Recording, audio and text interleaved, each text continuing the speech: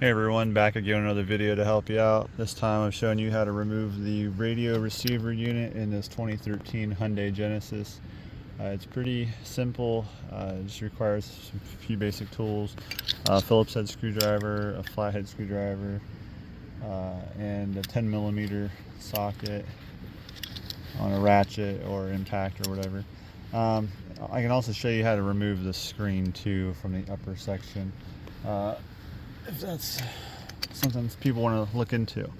So in order to remove the radio, this is the actual receiver unit with the CD slot and all that stuff in it. In order to remove this, you'll have to put your shifter down in the lower gear. So you can either you turn your key on and pull your e-brake and manually move it down in the lower gear, or you can use your e-brake and then use the little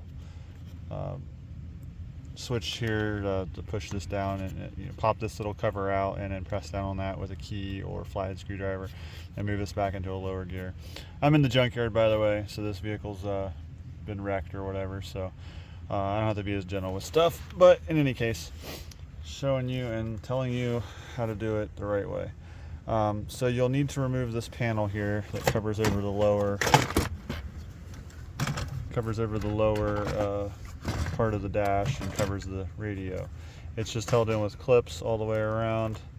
Be careful not to break them. They can be fragile, especially after 13 years. So just you can use a nylon panel removal tool too if you have access to those. I think Harbor Freight sells those pretty cheaply. But pop this cover out of here that has the little compartment underneath, and there's also a plug behind it. You'll need to press down on the bottom of that to get that plug out in order to get this panel out of your way. And then down here at the bottom you'll have two Phillips head screws, one here, one down here, one there, and then you'll have a 10mm nut right here, which I have sitting right here in the cigarette area. And then the same on this side, you'll have a 10mm bolt, and you'll have a screw here and a Phillips head screw right here. And then when you get those out, you can then start taking your wiring out. There's the little actuator switch to pop those out of there. And then I cut the rest of these because it was kind of a pain to get to back there, but I will show you that you can get those out. On the back side of this radio, you've got all these little plugs. Plug in the back. It might be a good idea to take a picture of where these all go before you start taking them apart, so you can make sure you go back where they go. But all these plugs are pretty straightforward. Will have a little retaining clip on the side to press in, and you may need to work it with the other side with your flathead screwdriver in order to work these plugs out. But again, I would probably just for CYA purposes, I would probably take a picture of these to make sure they go back in the right spot when you go to reassemble this. Again, you have all these little random plugs in the back, and just want to be thorough and making sure everybody knows the process for taking this out. So there's all these plugs, and then on the back side here you can see where all these plugs go. So they're pretty much color coded on these ones, and then you can put these all back together where they go. Same with the bottom one down here. But so that's how they take the radio portion out, the stereo portion. But if you're having issues with your screen, in order to remove the screen from up here, you'll need to remove this cover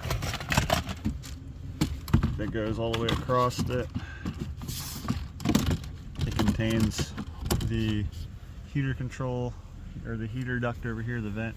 You'll have to remove the cover off the side over here, and then there's two Phillips head screws here. You take these two Phillips head screws out, and then you can use your panel tool or your Phillips head or your flathead screwdriver and start going around the edge of this thing gently, not to mar your dash up or anything. And this whole thing pops out, and then you can set it aside. And then you actually have to remove the surround for the speedometer as well, and you'll have to do the same thing on that side. There's a panel over there to remove with two screws, and then you'll actually have to lower lower portion of the dash down, because there is one extra screw right there that I did not see when I first started this. So you have to remove that screw too in order to get this panel to remove far enough, because this upper portion that contains the screen has a Phillips head screw here, one over here, and one over here.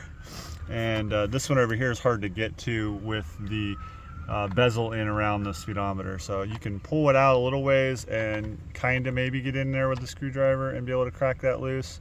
But I would imagine that the book says you're supposed to remove that bezel too. So when you've got all those 4 screws out, then you can get in here and pop this out of here.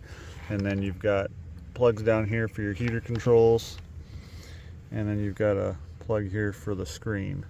So if you're coming here to figure out how to get the screen out of here, that's how you go about it. And then obviously you've got Phillips head screws holding the screen into the back of this bezel. So just wanting to be thorough, making sure everybody knows what they need to know. And that's pretty much it. If you have any questions, leave them below, and drop a like down below as well. And thanks for watching, and we'll see you next time.